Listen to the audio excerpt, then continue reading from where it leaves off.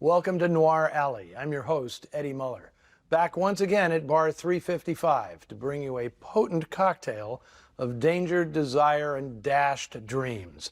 Just the kind of dark and suspenseful story we love to watch. And speaking of watching, it's a passive act that's been a staple of thrillers from the beginning. Somebody sees something they shouldn't, and the trouble begins.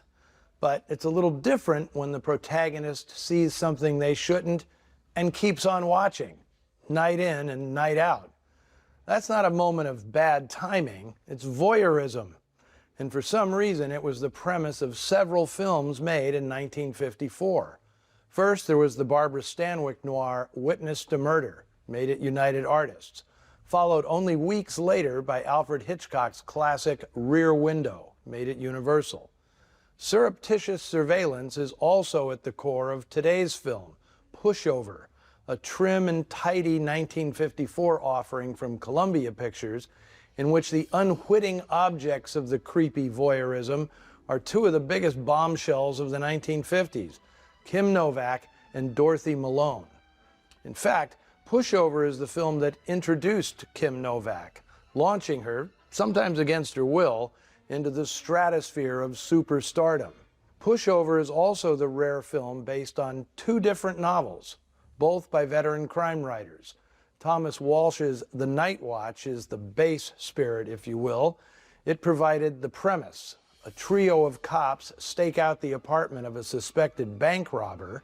One of the guys, in classic noir fashion, decides robbing the robber would not only be poetic justice, but a fast-lane alternative to years of dangerous duty for crummy pay.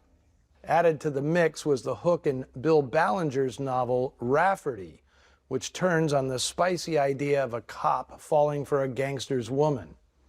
Mixing the two tales into a smoothly blended cocktail was screenwriter Roy Huggins, a whiz at terse exposition and snappy dialogue. This is one of the last features Huggins would write before taking his career to the small screen, where quickly he became one of the most influential writers and producers in the history of television, creating hit shows like 77 Sunset Strip, Maverick, The Fugitive, and The Rockford Files. Made under the title Killer with a Badge, this is one of the best dirty cop films of the era, which was at the time a prominent subset of the crime genre. It's surprising a film this good isn't more well known, especially since it introduced one of the most popular stars of the 50s in a role tailored, literally, to exploit her sizzling sex appeal. Critics of the time didn't miss it. Pushover got reviews as good as an 80-minute genre picture could hope for in those days. And Kim Novak, only 20 years old here, impressed reviewers with her unique blend of blatant carnality and surprising vulnerability. It's a combination that pretty much defined Novak's screen persona, as well as her life off-screen. From the day she told Columbia boss Harry Cohn they could change her first name but not her last, he wanted to rename Marilyn Novak Kit Marlowe, the actress battled to be herself, even as one man after another tried to make her over into an object of his desire.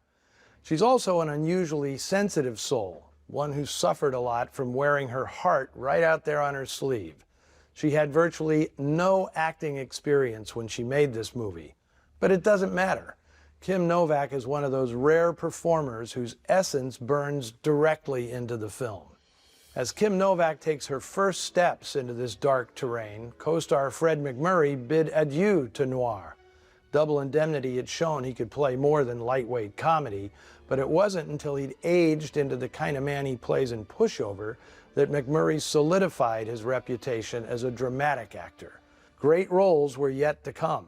The Caine Mutiny, There's Always Tomorrow, and The Apartment, not to mention Son of Flubber and, of course, My Three Sons. If Chip and Ernie had seen their dad in this film, his fuse being lit by a sex bomb, those boys would have grown up a whole lot faster. By 1954, the classic noir look was fading away. with the streets of Dark City being brightened up for film sales to television. But cinematographer Lester White didn't get the memo. He'd spent most of the 40s making Andy Hardy movies at MGM, but given a chance by director Richard Quine to shoot an out-and-out noir, White outdid himself. It's dark, it's desperate, and it's sexy in the most inappropriate ways. It's also one of the best noir films of the 1950s. Pushover.